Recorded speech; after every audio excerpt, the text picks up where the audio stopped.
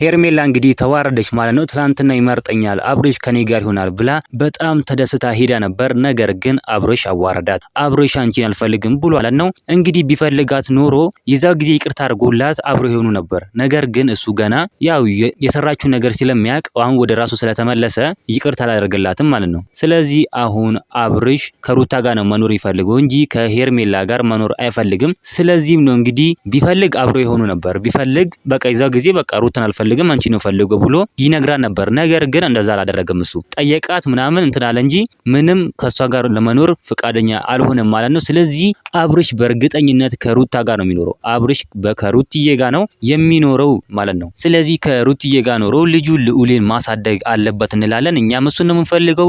ከሩታ ጋር አንድ ላይ ሆነው በሰላም በፍቅር እንዲኖሩ ነው እኛም የምንፈልገው ማለት ነው። እስኪ እናንተ ሩትዬ ጀግና እያላችሁ ኮሜንቱን አጥለቅልቁት እስኪ። በቃ ቪዲዮን ሲጀምሩ ደግሞ ላይክ አድርጓል።